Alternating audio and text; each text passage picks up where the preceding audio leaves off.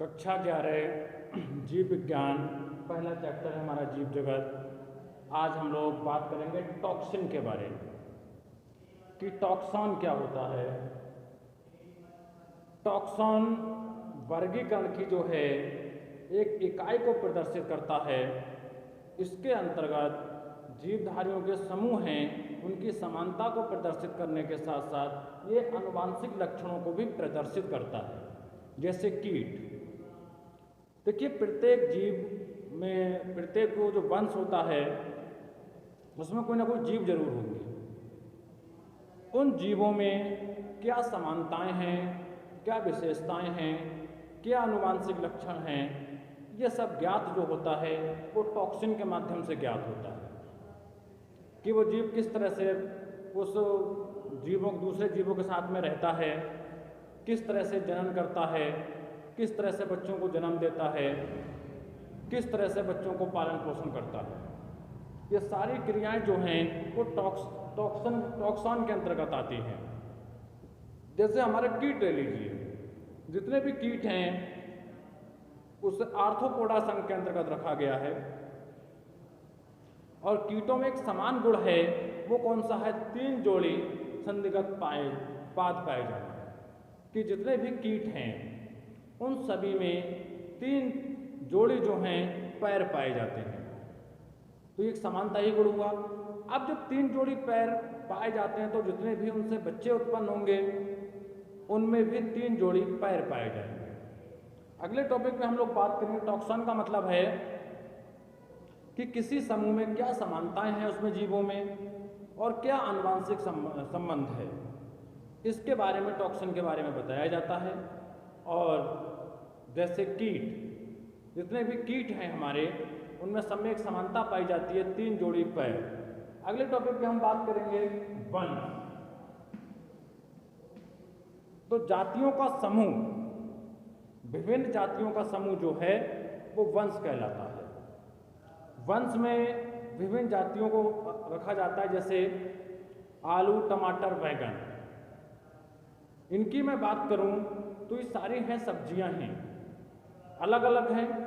आलू अलग है, टमाटर अलग है, बैंगन अलग है, लेकिन इन सभी को सोलेनम फैमिली के अंतर्गत रखा गया है। चाहे वो टमाटर हो, चाहे वो आलू हो, जितनी भी सब्जियां हैं उन्हें सोलेनम फैमिली के अंतर्गत रखा गया है। ऐसी बात करूं मैं शेर, चीता, तेंदुआ। शेर अलग है, चीता अलग है, तेंदुआ अलग है, लेकिन इन सभी को पैंथेरा वंश के अंतर्गत रखा गया है। तो जो वंश होता है वो विभिन्न जातियों को मिला के एक वंश बनाया जाता है। उसमें विभिन्न जातियां जो होती हैं उन्हीं वंश में समान गुण होने के कारण उसी वंश में रख दिया जाता है।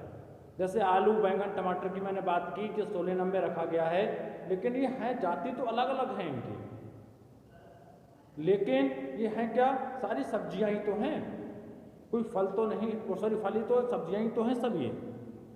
अब मैं बात करूं शेर, चीता, तेंदुआ। शेर अलग है, चीता अलग है, लेकिन ये हैं क्या? सभी मांसाहारी हैं, लेकिन जाति अलग है। क्या है? शेर अलग है, चीता अलग है, तेंदुआ अलग है, लेकिन वंश एक ही है इनका। ठीक है। संग्रहालय, रूल्स ऑफ संग्रहालय के बारे में मैंने पहले आपको बताया था, संग्रह के बारे में, कि किसी भी चीज को फाइल के रूप में या लैब में हम सुरक्षित रख सकते हैं नमूने के तौर पे। रखने पर क्या होता है कि समय आने पर हम उन चीज़ों को अध्ययन करते हैं। जैसे मान लिया हर्बेरियम फाइल में हमने कोई प्लांट लगा लिया, सरसों, अब हमें उसे जैसे जानकारी प्राप्त करने की आवश्यकता हुई तो हम वही हर्बेरियम फाइल निकालेंगे।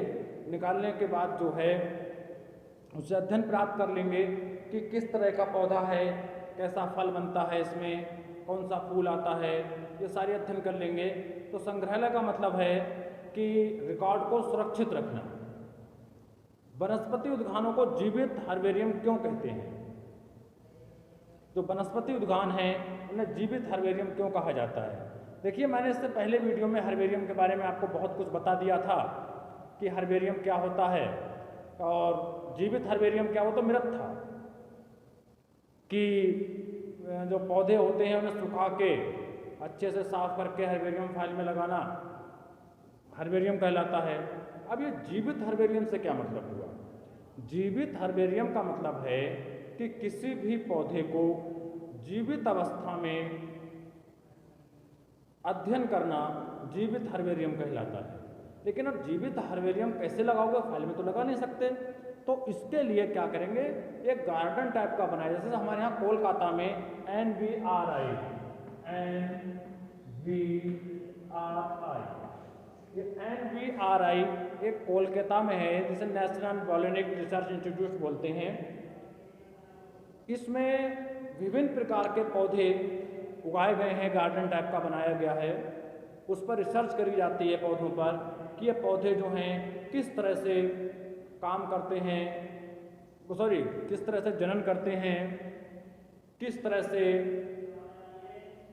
अपना पालन पोषण मतलब प्रकाश संश्लेषण क्रिया करते हैं, किस तरह से इनसे फल बनते हैं, किस तरह से बीज बनते हैं, किस तरह से इनकी मात्रा को ज़्यादा और बढ़ाया जा सकता है, क्या क्या प्रॉपर्टी हैं इनकी, फल किस टाइप के होते हैं, तना कैसा है, शाखाएं कैसी हैं, जड़ कैसी है इनकी, किस तरह से जड़ पानी को ऊपर से खींचती है, किस तरह से प्रकाश संश्लेषण की क्रिया करते हैं, ये किस तरह से शोषण करते हैं, किस तरह से जनन करते हैं, ये सारी क्रियाओं का अध्ययन जो है उन पौधों पर किया जाता है।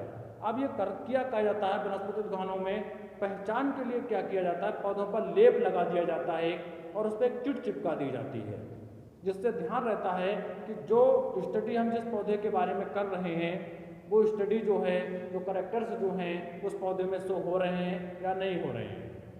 इसकी एक शाखा NBRI से मैंने बताया था कि नेशनल बॉटनिक रिसर्च इंस्टीट्यूट जो कोलकाता में स्थित है, उस पर स्टडी चल रही है।